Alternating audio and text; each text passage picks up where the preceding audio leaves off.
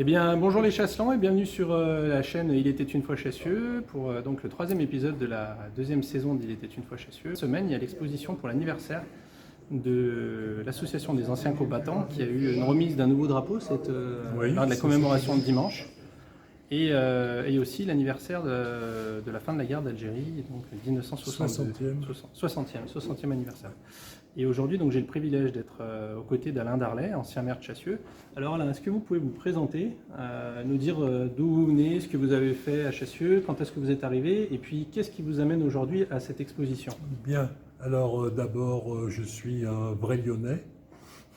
Parce qu'il y a des fous. Ah oui, c'est-à-dire né à l'Hôtel-Dieu, j'ai habité rue Mercière, tout le monde va rire, tant pis. Et puis je suis allé au collège au Minime, c'est-à-dire à Saint-Just. J'ai fait ensuite l'école normale à la Croix-Rousse. J'étais sur les quais en tant qu'étudiant à la fac de lettres. Et puis je suis parti, au moment de mon service militaire, je suis parti au Maroc puisque j'ai fait mon service militaire en tant que professeur. Ça s'appelait à l'époque les VSNA, volontaires du service national actif. Et donc, pendant 15 mois, j'ai fait le professeur d'histoire-géographie à des élèves marocains à Casablanca.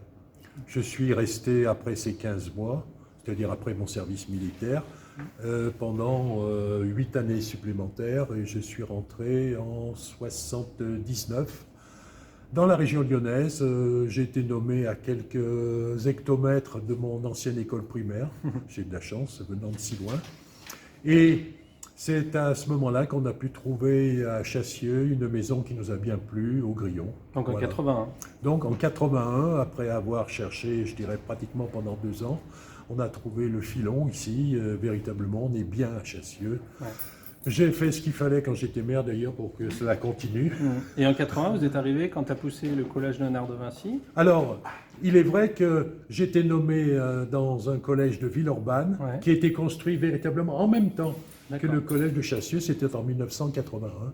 En 81, donc, nous installons au Grillon et j'ai rapidement essayé de m'introduire dans la vie chasselande par les associations et notamment par la bibliothèque municipale où j'ai eu beaucoup de plaisir à sortir des livres, à discuter avec les bibliothécaires. D'ailleurs, j'ai une photo de vous à la bibliothèque à l'époque. Et je la mettrai en ligne. C'est là qu'on a créé une association qui s'appelle Aimer lire à Chassieux.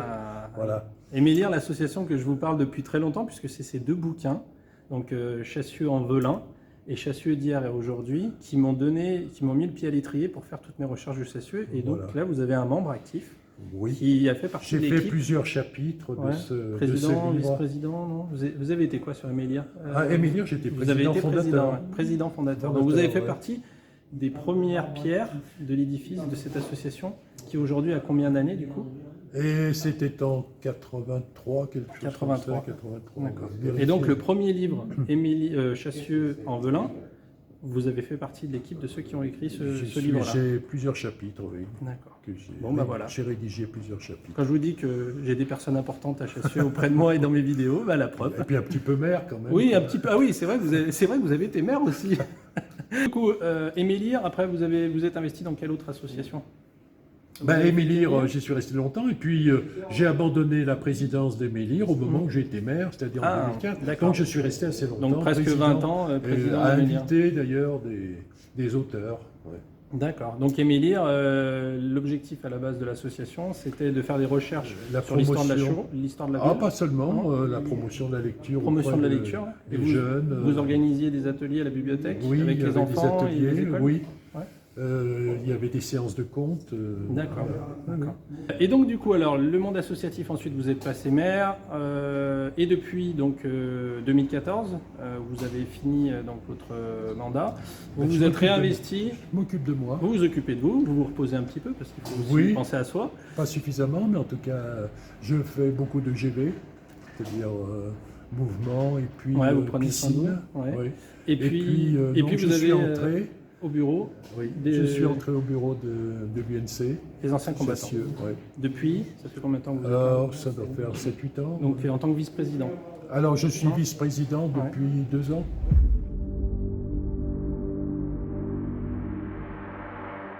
Nous allons donc voir l'histoire d'une décolonisation qui a été particulièrement douloureuse. Je commence avec cette Algérie de 1954. 1954, eh bien, l'Algérie fait partie de l'empire colonial français. Et cet empire colonial français, en 1954, c'est à peu près 12 millions de kilomètres carrés.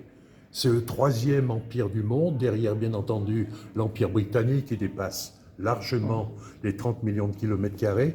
Derrière aussi la Russie, qui à cette époque s'appelle l'URSS, ou l'Union soviétique. Eh bien, nous sommes derrière, nous, avec véritablement un ensemble qui fait que la France n'est pas un État secondaire. À l'intérieur de cet empire colonial français, qui est essentiellement africain, ça va de Madagascar jusqu'au Maroc, à la Tunisie, l'Afrique noire, etc. Nous avons aussi quelques îles que nous conservons d'ailleurs et qui sont nos départements d'outre-mer. Eh bien, l'Algérie a une position tout à fait à part. Pourquoi cette position à part? Eh bien, l'Algérie, d'abord, c'est particulièrement proche de la métropole. C'est-à-dire que quasiment en 24 heures, on peut aller de Marseille à Alger. Imaginez que quand vous avez allé à Madagascar, c'est autre chose. À l'époque, c'était des déplacements par bateau et c'était facilement 15 jours. La deuxième chose, c'est l'importance de la population d'origine européenne. C'est ce qu'on appelle les pieds noirs. Ouais. Les pieds noirs, alors, d'où viennent-ils? Pourquoi cette origine européenne? Eh bien, essentiellement, bien entendu, des Français, qui, depuis plusieurs générations, depuis pratiquement 1830-1840, occupent et s'installent en Algérie. Je pense notamment aussi aux Alsaciens-Lorrains, qui, en 1870, au moment où nous perdons l'Alsace-Lorraine, plutôt que d'être allemands, ont préféré partir sur des terres où flottait le drapeau français.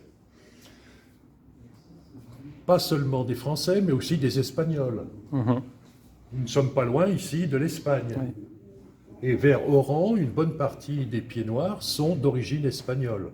Et de la même façon d'ailleurs, de l'autre côté, à l'est de l'Algérie, une bonne partie des colons sont d'origine italienne. La Sicile, le bas de la botte ne sont pas si loin aussi. Des Maltais aussi, enfin véritablement une population européenne importante et 1 million quand même de personnes sur une population totale pour l'Algérie de 10 millions. Autrement dit, c'est une colonie de peuplement, pratiquement la seule pour la France, où les Européens se sont particulièrement installés. Qu'est-ce que c'est que ces pieds noirs? Eh bien, à vrai dire, c'est quasiment un petit morceau de la France qui vit dans ces régions d'Algérie. On est dans des régions qui ne sont pas trop chaudes, pas trop sèches, et donc il y a là des gens qui vivent avec des métiers qui sont comme en France, c'est-à-dire on a des ouvriers, on a des employés, on a des petits fonctionnaires, on a véritablement toutes les catégories sociales possibles, les catégories même socio-professionnelles possibles. Donc on a finalement des petits morceaux de France. C'est d'ailleurs des gens qui, bien souvent, vont au cinéma, vont voir les derniers films français, ceux qui sortent dans n'importe quelle sous-préfecture en France. D'accord. Je parlais donc de ces petits, on va dire, de ces petits fonctionnaires, de ces ouvriers, de ces petits employés. Mais pensez aussi qu'il y a des gens qui ont beaucoup d'argent. Il y a là aussi des industriels, il y a des gens qui ont des terres agricoles particulièrement importantes. C'est l'époque, par exemple, où l'Algérie nous fournit du vin en grande quantité. Des pinardiers partent d'Alger, d'Oran, et traversent la Méditerranée chargés de vins qui font 14-15 degrés, et qu'on va mélanger avec le vin de bien mauvaise qualité qui se faisait alors dans le Languedoc. D'accord. Maintenant, ça a complètement changé. Alors, qu'est-ce qu'on faisait? On mélangeait les 14-15 degrés avec les 7 ou 8 degrés de Languedoc, et on avait un vin à peu près de 10, 11, 12 degrés, c'est-à-dire le vin que buvait le Français moyen de l'époque. D'accord. Donc, je disais qu'on a ici une économie, enfin des gens qui avaient beaucoup d'argent. Ces gens d'ailleurs, et on le regarde ici, Ces gens qui ont de l'argent sont aussi ceux qui possèdent les journaux. On a, comme maintenant, on dirait nos Dassault, oui, c'est les mêmes, Lagardère, Drahi, etc. Et bien à l'époque, c'était des gens qui étaient, regardez ici, Henri Bourgault, l'Écho d'Alger, Georges Bachette, Laurent Chaffino. Je disais donc une population qui ressemble, mais aussi une organisation administrative qui est complètement calquée sur celle de la France. C'est-à-dire qu'au-delà d'un gouvernement général qui est à Alger, qui possède et qui reçoit les ordres de Paris, bien entendu, mais on a 3 départements. Le département d'Oran, le département d'Alger, on aperçoit les photos ici, et le département de Constantine. On voit aussi en Algérie un développement économique particulièrement important. C'est-à-dire que nous sommes en Afrique et quand on regarde un réseau routier, quand on regarde le réseau ferroviaire, on s'aperçoit finalement qu'il n'y a pas beaucoup de pays en Afrique qui ont cela. Il y a finalement l'Afrique du Nord, c'est-à-dire les 2 protectorats du Maroc, de la Tunisie et surtout de l'Algérie. Qu'est-ce que je veux dire par réseau? C'est-à-dire qu'on peut aller par la même voie de chemin de fer dans plusieurs villes, que ça dessert plusieurs ports, etc. Il y a un réseau ferroviaire aussi qui est tout à fait remarquable. Les chemins de fer algériens, d'ailleurs, ça s'appelait comme cela. La SNCF, eh bien, il y avait les chemins de fer algériens.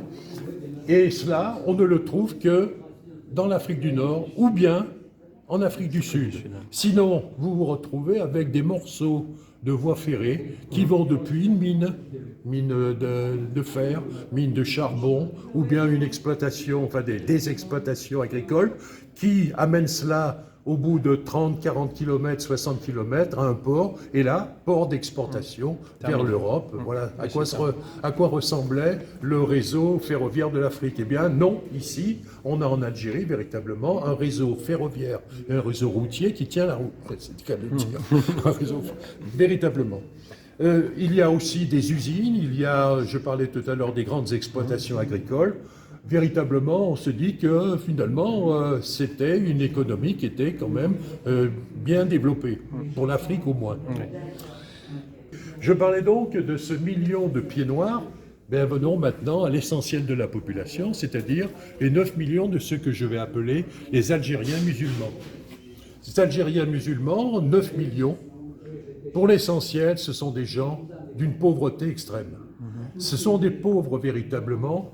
Pourquoi? Bien parce que ce sont de petits paysans ou bien de petits éleveurs, des emplois aléatoires dans les villes, de petits employés ou bien des gens qui vont poser un carreau, vont faire un peu de maçonnerie. Enfin, véritablement, ça reste des gens pauvres. Tous? Non, mais enfin pour 90-95%, oui, c'est cela. Or, il y a quand même quelques-uns qui réussissent, qui ont réussi parce que leurs parents faisaient du commerce, parce qu'ils ont pu avoir la chance de faire des études. On va en trouver qui pourront être avocats, médecins, pharmaciens. Autrement dit, des gens que je vais appeler l'élite algérienne.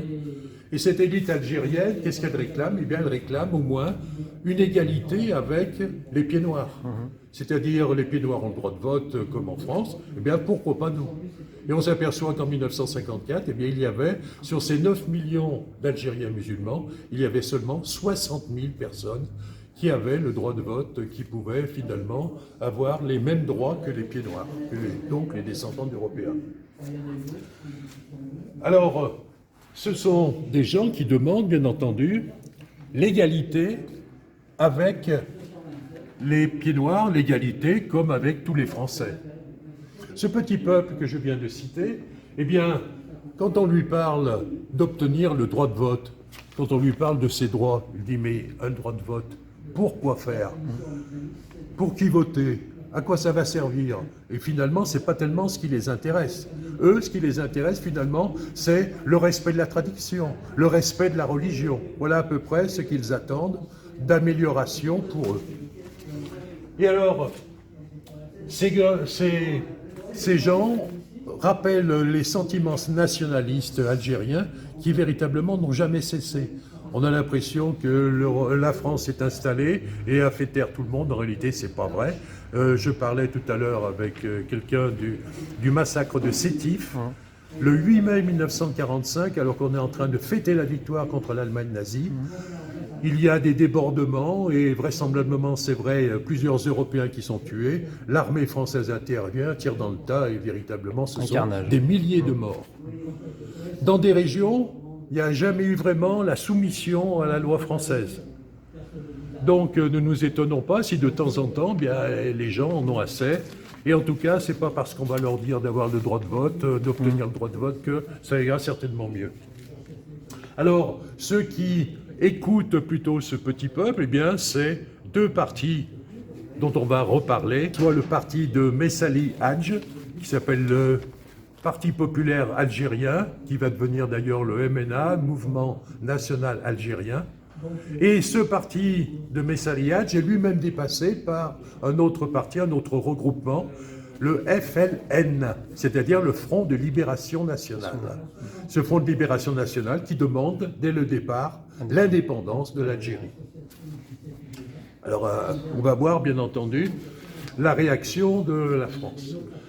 1954 toujours, fin 1954, le 1er novembre 1954, ce qu'on appelle la Toussaint Rouge. En quelques heures, sur l'ensemble du territoire algérien, une trentaine d'attentats, 10 morts, 30 blessés. Alors ce sont des cars qu'on arrête et on égorge les gens qui étaient dedans, ce sont des explosions, une gendarmerie attaquée, un dépôt, etc. Véritablement, on se rend compte que tout cela... Qui sont les victimes? Européens et pieds noirs? Européens, alors essentiellement européens, on peut même s'arrêter ici, je crois que ça vaut le coup. C'est vraiment pour le FLN mal choisi, puisque c'était un instituteur ici qui venait justement apprendre aux petits Algériens à lire, à écrire. Voilà, et on va voir que finalement il y a eu beaucoup d'aveuglement de part et d'autre d'ailleurs. Alors, qu'est-ce que peut faire le gouvernement français face à cette nuit d'attentats? Première chose, se dire d'abord si on a pu, dans tous les coins du territoire algérien, se mettre d'accord pour faire une action à un moment tout à fait donné, c'est que vraisemblablement il y a une organisation suffisamment solide, suffisamment informée pour pouvoir mener cela. Cette organisation, bien entendu, c'est le FLN. Et alors, qu'est-ce qu'il faut faire? Eh bien, le gouvernement français aurait pu se dire, tiens, véritablement, il faudrait peut-être qu'on réfléchisse à la situation, donner davantage de droits. Eh bien, qu'est-ce qu'on va faire? Au contraire, on va dire, eh bien, on va mettre des soldats pour pouvoir protéger la population, notamment la population de pieds noirs. Alors, quelles sont les forces de la France? À vrai dire, au départ, en 1954, il n'y avait d'ailleurs pas tellement de raisons. C'était, je le rappelle, une espèce de province française, autrement dit, il ne s'y passait pas beaucoup d'ennuis. Donc, il y avait très peu de soldats. Comme on a besoin de soldats, nous sommes en 1954, c'est la fin de l'Indochine française. Dien Bien Phu, c'est en mai 1954, et ceux qui ne sont pas, les soldats qui ne sont pas tués, qui ne sont pas faits prisonniers à Dien Bien Phu, eh bien, sont rapatriés et ne vont pas en métropole, vont directement en Algérie. D'autre part aussi, comme on avait besoin de militaires, eh bien, on enlève des soldats qui étaient dans la zone d'occupation française en Allemagne pour les envoyer aussi en Algérie. Donc, côté français, on va faire en sorte qu'il y ait le plus possible de militaires, soit on ne laisse pas partir les libérables, c'est-à-dire qu'une fois qu'ils ont fait leur service militaire, leurs 18 mois, eh bien on rajoute, et on est allé jusqu'à 30 mois, même pour certains 32 mois de service militaire. Presque 3 ans. Ouais. Ça fait 2 ans et demi largement passés, oui, presque 3 ans. Et puis, les historiens ont fait le calcul et finalement, on s'aperçoit qu'il y a eu toujours, en Algérie, à peu près, parmi les jeunes appelés, il y a eu à peu près 400-420 000 soldats en permanence. Et au total, quand on additionne tous ceux qui ont fait leur service là-bas et donc qui ont participé à ce qu'on appellera la guerre d'Algérie, eh bien, il y a eu à peu près 2 millions de jeunes de 20 ans, 22 ans qui ont participé à cette guerre. Donc ça a marqué la France, c'est sûr. Côté algérien musulman, on ne va pas dire que c'est une armée, le FLN, il n'y a pas de cadre, il n'y a pas d'armes lourdes, il n'y a rien du tout. Donc, ça va être essentiellement de la guérilla. Et on appelle ici, on va voir entre le fellah, c'est-à-dire le paysan en arabe, et le fellaga, eh bien, c'est vite fait de passer de l'un à l'autre. D'ailleurs, vous avez l'image ici. Comment agir? Eh bien, avec des attentats, avec des explosions dans un café, des explosions dans un cinéma, autrement dit, par une certaine terreur qu'on va entretenir contre la population essentiellement de pieds noirs, et évidemment aussi avec les soldats. J'évoquais donc la façon dont peuvent combattre ces musulmans avec des embuscades, des attentats, des explosions, etc. Le ravitaillement, comment l'obtiennent-ils? Eh bien, ils vont dans les villages et, par la force, de gré ou de force, finalement, se font redonner, se font fournir soit de l'argent, soit des victuailles. Les travailleurs algériens en France, ils sont déjà nombreux, eux aussi doivent payer. D'ailleurs, il y a entre le MNA de Messaliadj et le FLN des coups de mitraillette, véritablement. J'avais été témoin quand j'étais gamin à Lyon. Eh bien, évidemment, parce que les travailleurs étrangers, les travailleurs algériens en France sont sollicités, et s'ils ne donnent pas, ils ont de sérieux ennuis. Au point de vue international, le FLN reçoit l'appui des deux pays frontaliers, c'est-à-dire le Maroc et la Tunisie, qui en 1956 viennent d'obtenir leur indépendance. Les deux protectorats, sous le gouvernement de Mendes France, obtiennent leur indépendance. Ils ont aussi l'appui du grand pays arabe musulman, l'Égypte. C'est l'Égypte de Nasser, qui d'ailleurs s'est soulevé contre la France, contre l'Angleterre et contre Israël. Et puis, ils ont aussi le soutien de tous ceux qu'on appelle les non-alignés. Qu'est-ce que c'est que les non-alignés? Ce sont les pays qui ne suivent pas les États-Unis, ou l'Europe occidentale d'ailleurs, et qui ne suivent pas non plus l'URSS communiste et les démocraties populaires, la Pologne, la Roumanie, etc. Voilà donc les non-alignés se réunissent en 1955 à Bandung et mettent en avant les luttes de libération de plusieurs peuples, dont le peuple algérien. Donc au point de vue international, les voilà un petit peu, ils se font connaître, et notamment aussi à l'ONU, ils se font connaître. 1955, on avait parlé tout à l'heure de la Toussaint Rouge, le 1er novembre 54, et bien 55, même chose, mais véritablement peut-être avec beaucoup plus de volonté de détruire, c'est dans les Aurès et en Grande Kabylie, une révolte avec notamment pas mal de massacres. On est ici en 1956, mais ça a duré pendant longtemps. Que doit faire le gouvernement français? Toujours pareil, davantage de troupes. Davantage de troupes, oui, mais au bout d'un moment, finalement, on n'y arrive plus. Et ce qui se passe, c'est que très rapidement, on va demander au gouvernement de faire des choses qui dépassent finalement les règles habituelles de la démocratie. C'est-à-dire que les grands généraux, les colonels, etc., de l'armée française en Algérie réclament les pouvoirs spéciaux. Qu'est-ce que c'est que les pouvoirs spéciaux? C'est-à-dire que, eh bien, ils ne demandent plus l'avis du gouvernement français, c'est eux qui vont décider de ce qu'il faut faire pour empêcher les attentats, pour décimer l'organisation du FLN, et c'est ce que l'on voit par exemple ici. Voilà la bataille d'Alger, qui a été gagnée, c'est vrai, par l'armée française. Pourquoi? Parce qu'ils ont pu retrouver toute l'organisation du FLN à Alger, avec de nombreuses arrestations, des arrestations aussi, vous apercevez ici des articles de journaux rappelant cette Jamila Bouireb qui avait laissé une bombe dans des brasseries, autrement dit qui avait fait effectivement beaucoup de morts. Ils réussissent donc à calmer la population d'Alger, la population musulmane d'Alger, à la tenir. De la même façon, on avait parlé tout à l'heure de l'aide que fournissent les deux protectorats, enfin les deux protectorats devenus indépendants, le Maroc et la Tunisie. Le Maroc à l'ouest, la Tunisie à l'est. Eh bien, on construit des couloirs, enfin des barrages plus exactement, et pas des couloirs, des barrages avec des barbelés qui interdisent véritablement des félagas, on en a parlé tout à l'heure, des félagas de passer et surtout des armes, des munitions, des vivres de passer. Véritablement, il y a le cloisonnement de l'Algérie. Ici, c'est la ligne Maurice, du nom d'un ministre de l'Intérieur de l'époque. Et ici, c'est un barrage que j'ai d'ailleurs vu quelques 30 ans après. Les barbelés étaient toujours là, dans un climat sec, ça ne roule pas.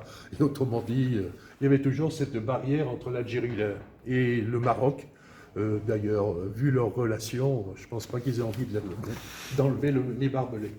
Alors, avec ces pouvoirs spéciaux, eh bien, il est vrai qu'on a l'impression que la France peut gagner, peut anéantir donc toute velléité d'indépendance.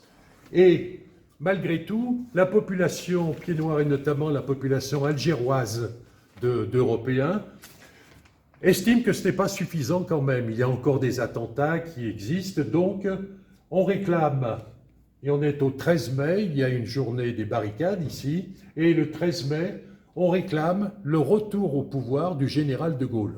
Ce général de Gaulle qui s'était retiré de la vie politique en 1947, qui en réalité avait toujours gardé un pied dans la politique. Le 13 mai, donc, la population algéroise envahit le gouvernement général et réclame le retour au pouvoir du général de Gaulle. Et ce général de Gaulle, qu'est-ce qu'il dit? Je suis prêt. Et effectivement, il accepte.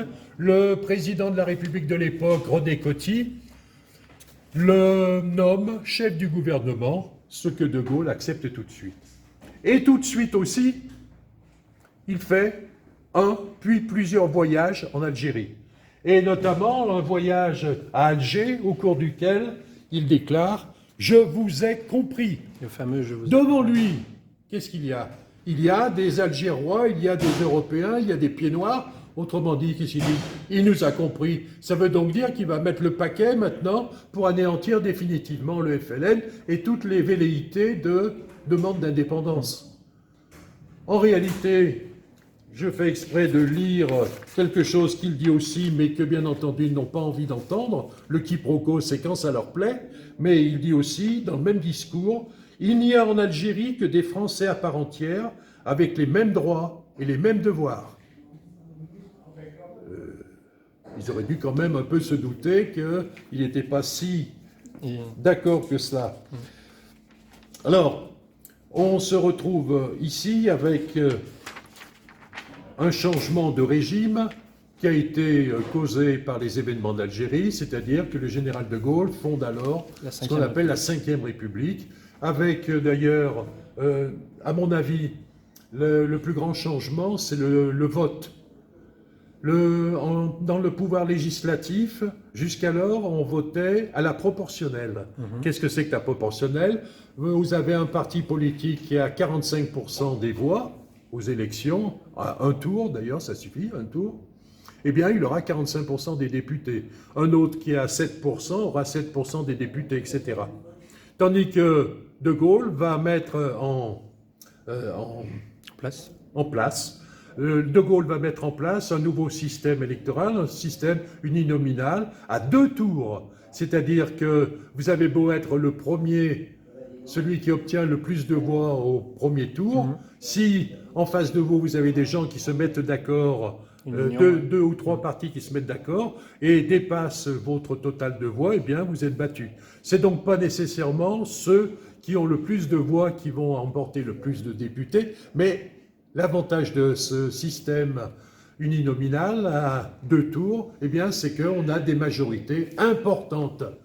Alors qu'avant, il fallait tel parti était d'accord, oui, mais là-dessus, il n'était plus d'accord, donc quitter la majorité. Eh bien là, regardez, c'est d'ailleurs ce qui se passe en ce moment avec le président Macron. Il a eu jusqu'à maintenant une majorité très forte, autrement dit, chaque fois que le gouvernement présentait quelque chose, un nouveau texte, eh bien, tout de suite, il était accepté. Ce qui n'était pas vrai sous la 4e République. Le plus intéressant, c'est de voir comment le général de Gaulle, au cours de toutes ces déclarations, de tous ces discours, de tous ces déplacements, va avoir un vocabulaire tout à fait différent de celui qu'attendent les pieds noirs et l'armée, et notamment les généraux. Regardez par exemple, plutôt écoutez, le 23 octobre 58, il évoque la paix des braves. Qu'est-ce que ça veut dire la paix des braves? C'est-à-dire que dans l'armée française, on en a des braves, mais en face, là aussi, il y a des braves. Donc il y a une certaine égalité. Déjà, je pense que certains de ceux qui voulaient rester en Algérie auraient dû quand même se poser des questions. Le 8 janvier 59, l'Algérie aura une place de choix dans l'ensemble formé par la France et les nouvelles républiques africaines. Ces nouvelles républiques africaines, j'en cite quelques-unes, le Sénégal, la Côte d'Ivoire, le Gabon, Madagascar, etc., qui effectivement ont eu une décolonisation pacifique. Ça s'est passé correctement, au contraire de ce que nous évoquons avec l'Algérie. Il parle aussi d'autodétermination, c'est-à-dire que les Algériens pourront décider de ce qu'ils veulent pour leur avenir. Le gouvernement des Algériens par les Algériens. Voilà une formule quand même qui est nette. Il parle même en mars 1960 de l'Algérie algérienne, alors que pour la plupart c'était Algérie française. Et quand il parle d'Algérie algérienne, alors, le FLN accepte les premiers contacts officiels, nous sommes en juin 60, et même quelques mois plus tard, De Gaulle affirme « l'Algérie aura son gouvernement, ses institutions et ses lois ». La boucle est bouclée. Alors bien entendu, ces déclarations suscitent la méfiance, puis la colère de tous ces Européens, avec des manifestations violentes, et notamment la semaine des barricades, qui a lieu en janvier 1960. Il y a eu aussi des contre-manifestations musulmanes, car les musulmans évidemment étaient contents de ces annonces. Et puis la préparation de putsch militaire en Algérie. Car les ultras, ceux qui veulent garder l'Algérie française et sont prêts à tout pour cela, considèrent que De Gaulle est en train de les trahir.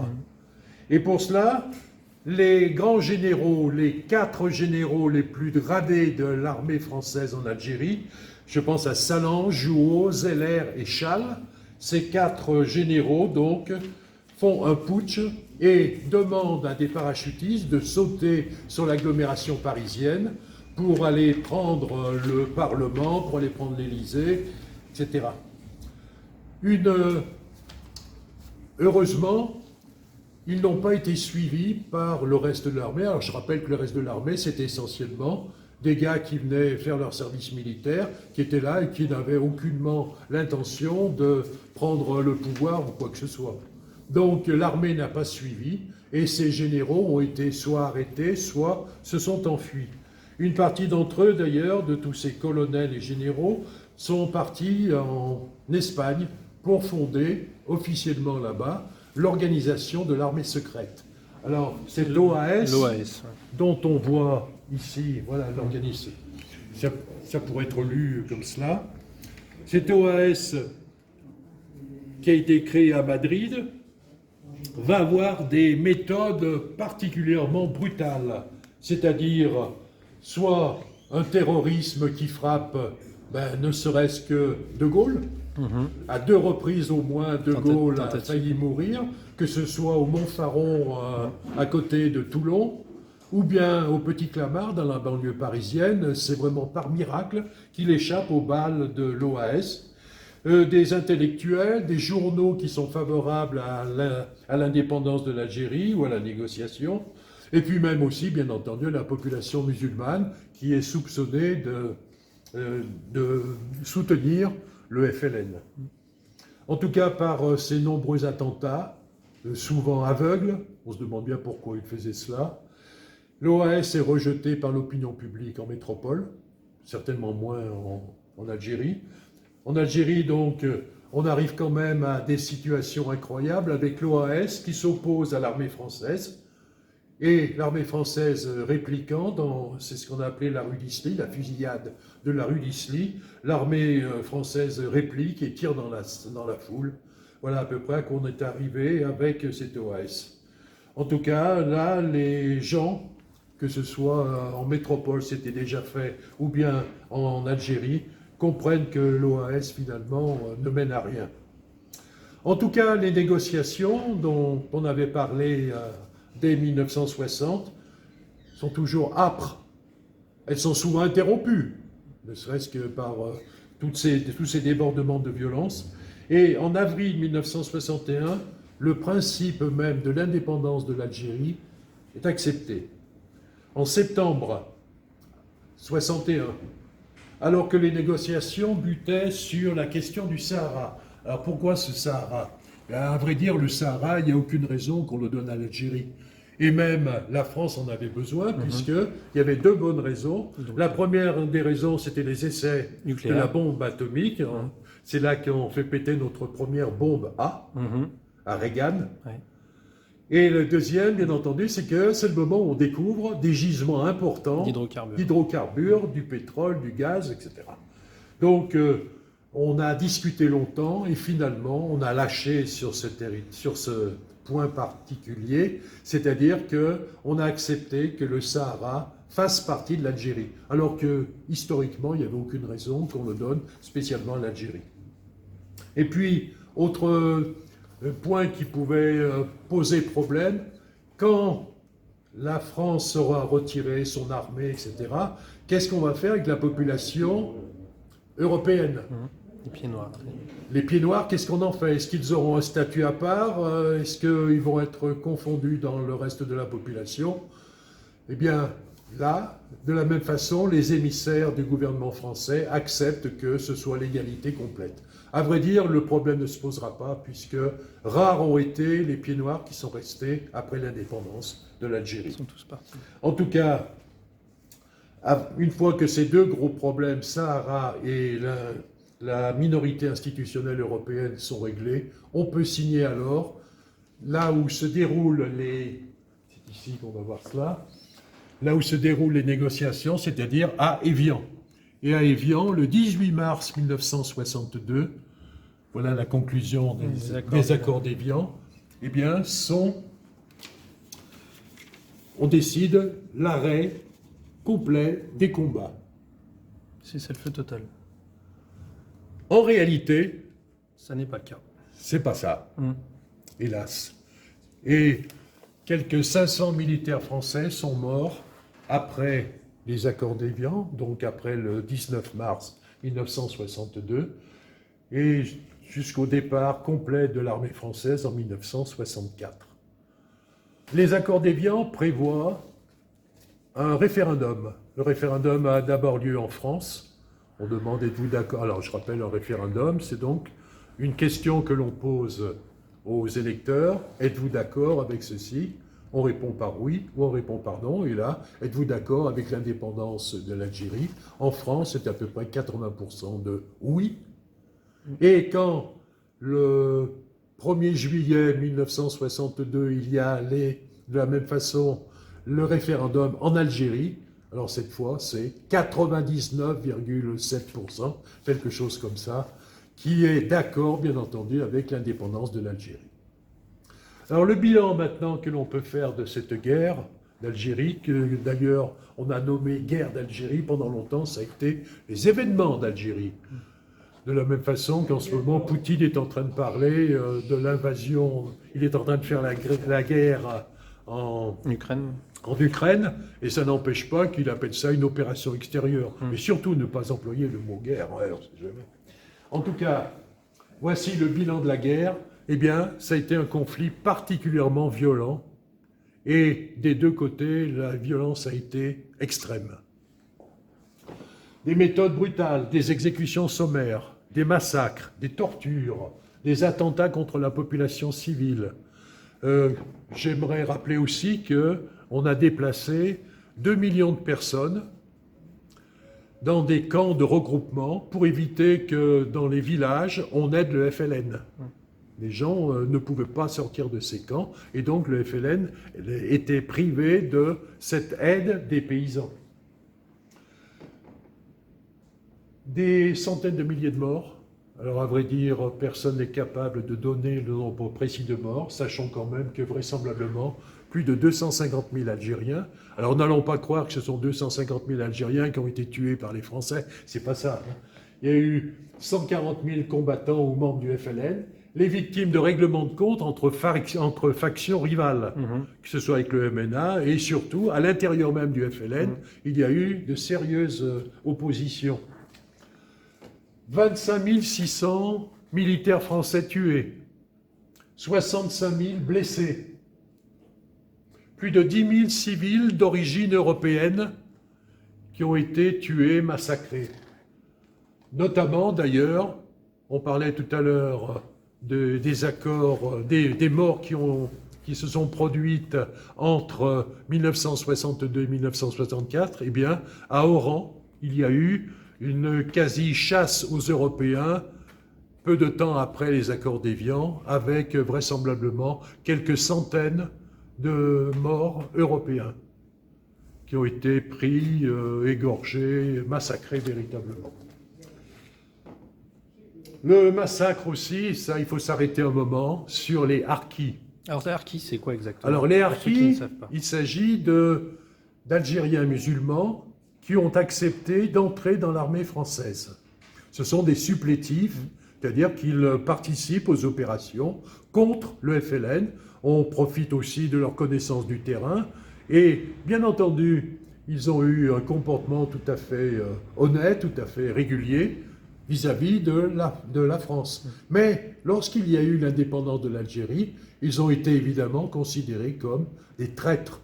Et une bonne partie d'entre eux ont été massacrés. Non seulement eux, d'ailleurs, qui étaient responsables directement, mais leurs familles.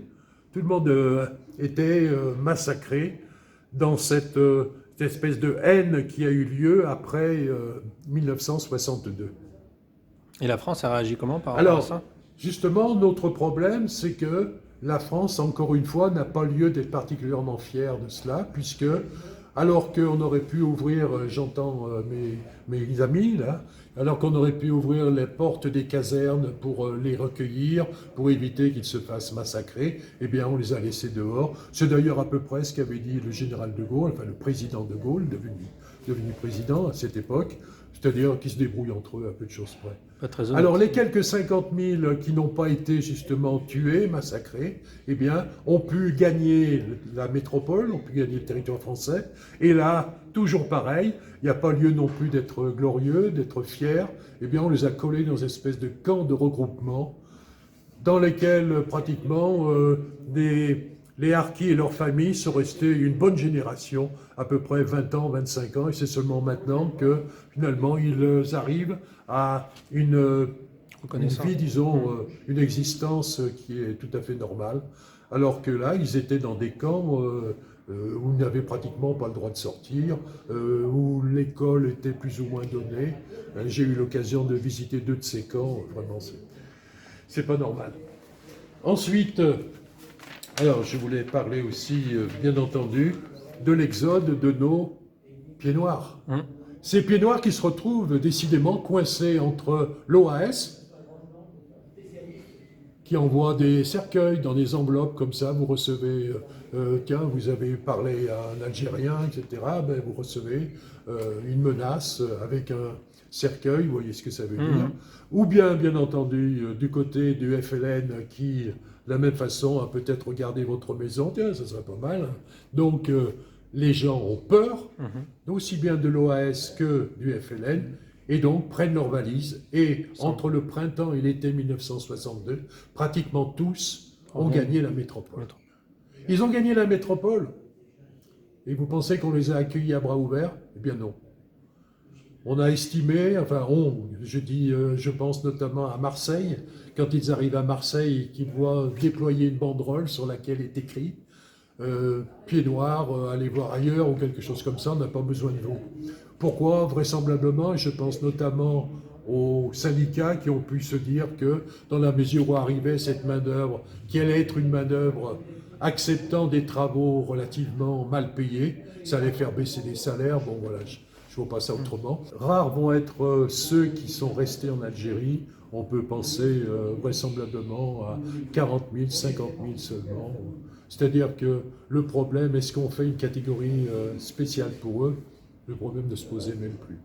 Une nouvelle Algérie, en tout cas, cette nouvelle Algérie, eh bien, c'est l'Algérie qui est un pays maintenant particulièrement grand, qui doit avoir le 7e ou le 8e rang pour la superficie dans le monde, avec un Sahara, ce Sahara qui lui permet d'ailleurs d'exporter des hydrocarbures.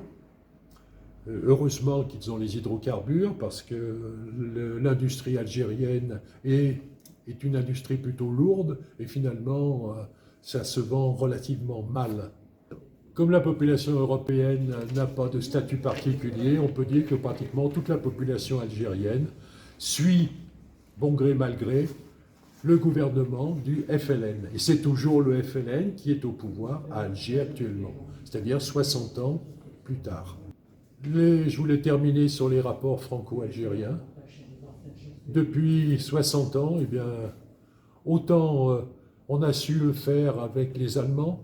On a quand même, avec l'Allemagne, un lourd déficit. C'est la guerre de 70, c'est la guerre de 14, c'est la guerre de 39. Eh bien maintenant, rien n'empêche que vous alliez en Allemagne, que des Allemands viennent en France. On est des Européens, pas de problème. Eh bien, ça, c'est guère possible. Et je voudrais vous mettre en garde, je ne parle pas ici des Algériens, je parle du gouvernement algérien. Ce gouvernement algérien qui, finalement, dès le moment où le gouvernement français, quel qu'il soit, et je pense notamment aux dernières déclarations du président Macron, qui disait, qui acceptait une certaine repentance, nous n'aurions pas dû faire la colonisation, etc. Eh bien, pour Alger, c'est pas suffisant. Dès le moment où on dit noir, eh bien, ils disent blanc. Dès le moment où on dit oui, ils disent non. Enfin, véritablement, on se cache, ils se cachent vis-à-vis de nous. C'est encore très marqué. Je pense même à deux exemples. Le premier exemple, c'est qu'une bonne partie des Algériens actuellement parlent français. Je pense que 40-50% des Algériens sont capables de soutenir une conversation en français et devraient donc faire partie de la francophonie. Eh bien, le gouvernement algérien ne veut pas. Autre exemple, nous avons des opérations extérieures au Mali, même si elles sont un peu tendues. Elles risquent d'être supprimées en ce moment, on verra cela. En tout cas, on peut penser que la meilleure façon d'aller aider nos soldats, c'était de traverser l'Algérie du nord au sud. Eh bien, le survol par des avions militaires français est interdit. Voilà un exemple. Donc, bien, j'espère simplement que d'ici peu, le gouvernement français et le gouvernement algérien réussiront à s'entendre. Et coopérer. Ça fera et ça fera du bien à tout le monde, aussi bien algérien que français. Voilà. Concernant la journée commémorative de la guerre d'Algérie, donc tous les ans, les anciens combattants rendent hommage aux soldats tombés en Algérie. Alors, nous avons le 5 décembre. Une manifestation en haut, à Chassieux-le-Haut, au square des Orpailleurs. Alors, c'est plus le square des Orpailleurs. Ça change. Oui, c'est le square des anciens combattants. Ah, d'accord. Alors, je parle l'ancien Chasselan, alors. Faut pas lire les vieux livres. C'est mon problème, c'est que je m'intéresse trop à l'histoire. Alors, qui dit Algérie, dit aussi Albert Camus. Oui, Albert Camus. Qu'est-ce que vous pouvez nous dire sur Albert Camus et sa position sur ce conflit dramatique franco-algérien ou algéro-français, si on peut dire? Alors, Albert Camus est donc né en Algérie et a considéré cette guerre d'Algérie véritablement comme un crève-cœur. Je crois je dirais pas qu'il en est mort parce que il est mort dans un accident de voiture, accident de la route. Mais ça l'a beaucoup perturbé. Il était déchiré et n'a jamais réussi d'ailleurs à faire ployer soit d'un côté, soit de l'autre. Et c'est peut-être cette impuissance qu'il a eue qui l'a miné. Je pense que Albert Camus, avec les textes qu'il a sortis, reste quand même un humaniste et qui ne pouvait pas, soit d'un côté, soit de l'autre, accepter. Il a même d'ailleurs fait un appel à une trêve civile en Algérie en 1956 qui n'a pas été écoutée.